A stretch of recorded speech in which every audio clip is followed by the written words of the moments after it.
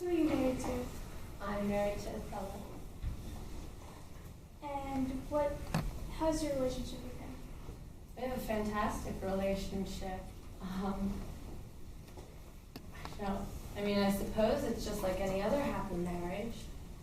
We get along well. We have great conversation. Go on lots of adventures. It's pretty perfect. So, how did you guys meet? We met one night when my father is a senator and often is entertaining members of the government or military, and Othello in particular, being a general, came over to dinner a couple times at our house as a guest of my father's. I was fortunate enough to get to join them at the table and hear his wonderful stories. So, how did you come to be married? That's a good question. How did you get married? Well, I guess, I don't know, I fell in love with him. He kept coming. He came a total of 5 times over for dinner, and with each other time he would come, I would steal away and get to talk to him more and more, and really, I guess I dropped some hints that he picked up on, but, we both expressed our feelings for each other and decided that we wanted to elope. Alright, what about Rodrigo? What's your relationship with him?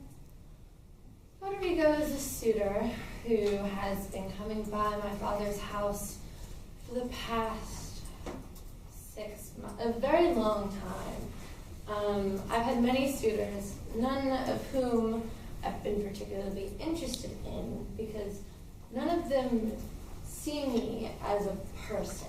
They see me as, a wealthy senator's daughter, some jewel, some object, not really a person to interact with. They offer me gifts and think that I can be bought, but, I'm just a person looking for another person to care about me, to focus on me, to really be interested on what I think and how I feel. And that's something that made me fall in love with Othello right away, because I mattered to him. So, right after you got married to Othello, then he was given an assignment. Yes.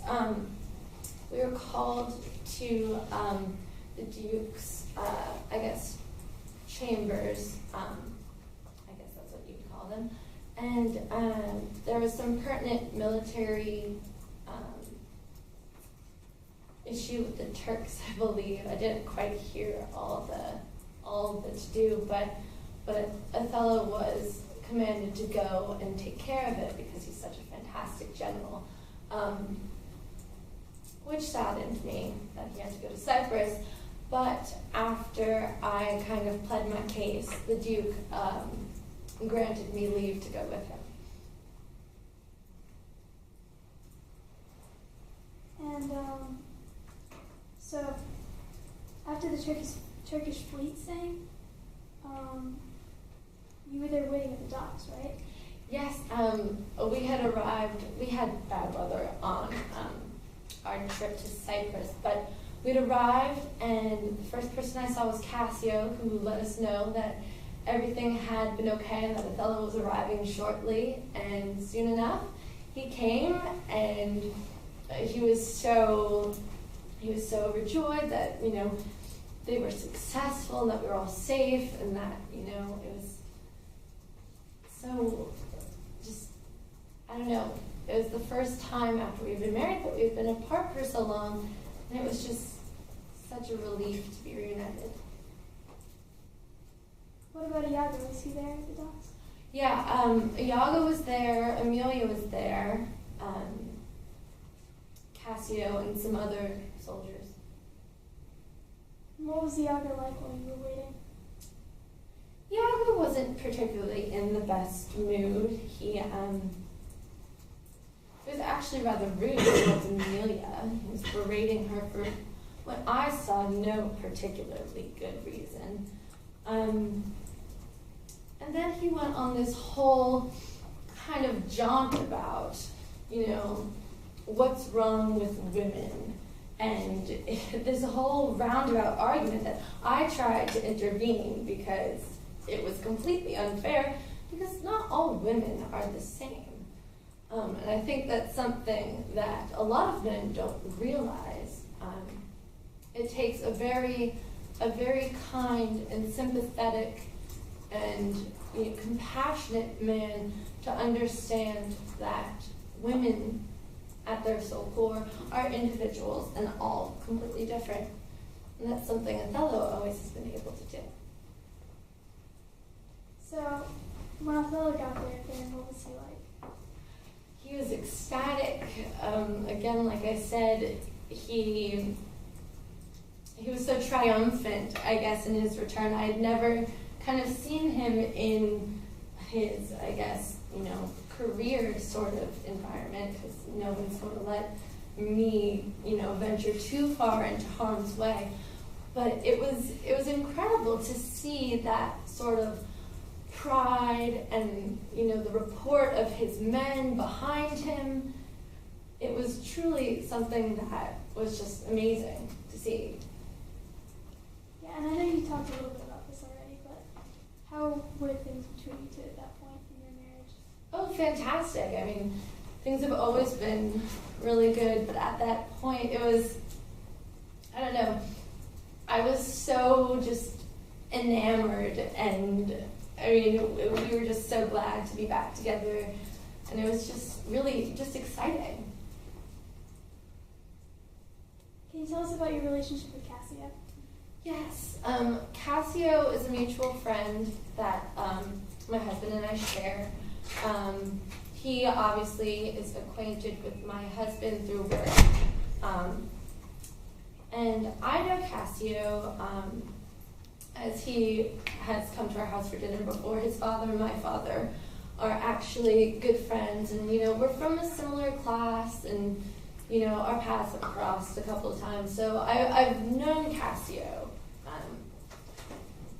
for a good bit of time, but really Cassio proved his worth as a friend for all he did, as far as he was the one who conveyed my correspondence to Othello and his back to me, and he kept our secret and really believed in us, and that's something that was really, really wonderful to find. So, did Othello and Cassio have a disagreement? Once we got to Cyprus, they did have a bit of a disagreement. I'm not exactly sure what about. I'm assuming it has something to do with work, but neither one of them told me either way, other than they just had a disagreement. I'm not sure if, they felt privy to talk to me, or if, either one of them was embarrassed or something. I don't know what it was, but they did have a disagreement. Did you do anything about that? I did decide to intervene after Cassio came to me and asked me to talk to Othello on his behalf. And after, weighing in everything Cassio had done for both of us, as well as how beneficial Cassio has been to Othello in serving in his ranks and being his lieutenant, I felt that I would do a disservice to both my husband and my friend by not intervening. So a couple of nights after the Turks sank, then you had a big feast on the island, right? Mm-hmm. And what was Othello like during that meal? He, which one? We had a couple of big parties, because we love to entertain. Was Was it the one when we first got there? Or the night when he had some members of state come a bit later? We'd been there for a while at that point. It was after him and Cassio had a bit of a disagreement, the second party. Yeah, tell me about that one. Okay. Yeah, so I actually wasn't really invited to this dinner because it was first and foremost a matter of state where some men were coming to meet with my husband. I went and found him because he was a bit late and it was very unlike him to keep our guests waiting. So I went to go find him and he was having a bit of a headache. He seemed, he works so hard, and I personally think he doesn't get enough sleep for all the work and all the things that he has to be responsible for. It's incredible how much he does.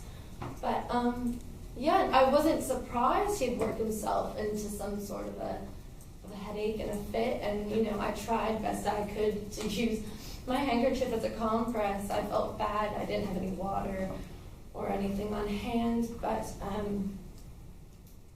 after that we took him in and he went and had dinner, but he was not feeling well. So did he ever question you about infidelity? Shortly thereafter, he did bring that up to me, which I was quite shocked about, but we have such a good relationship where, I would feel bad if he didn't feel comfortable bringing up things like this to me. I'm a very devout Catholic, and of course, one of the commandments is you should never commit adultery, and that is something I live very strictly by. I can't even fathom doing anything with any other man, let alone, my heart belongs to Othello and will only belong to Othello. And, I can't even come up with any notion that would say otherwise. So what about Amelia? What's your relationship like with her? Amelia is my lady-in-waiting companion. She's one of the only women who I actually am around, which is at times a great comfort, actually. She's a bit older than me and kind of, she gives me a support that I like to think, were my mother alive and with me, that maybe she could provide a similar sort of guidance as I imagine she probably would. But we're from very different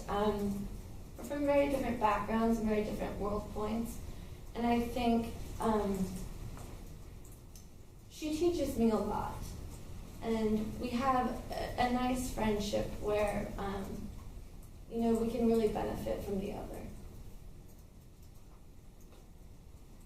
So, this is a little weird, but I want to talk about the night you were murdered.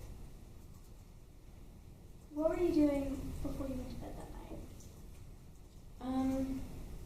Before I went to bed that night, Iago asked me to go to supper. And I was kind of feeling a bit uneasy. I hadn't eaten anything all that day. It was a very long day. So I went, I ate. I went to my chamber. Amelia helped me get ready for bed.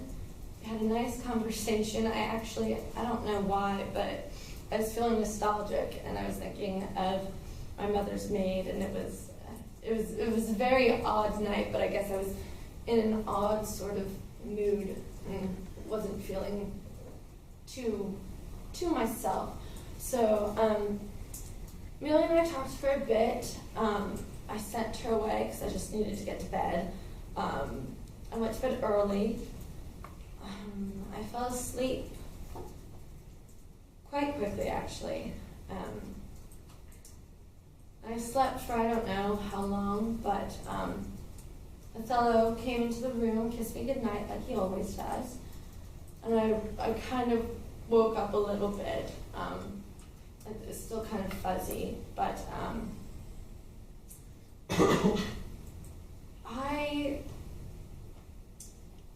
I kind of started having a hard time breathing, and it was very hard for me to focus on what was happening.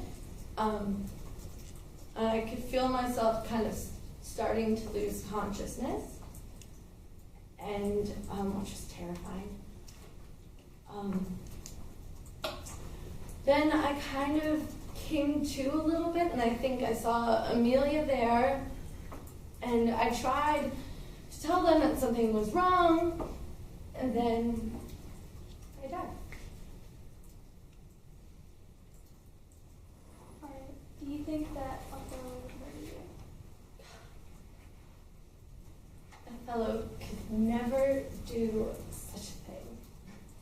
He is the most noble and just and honest person I've ever met, and I truly know he loves me so much that Othello would never be capable of such a thing.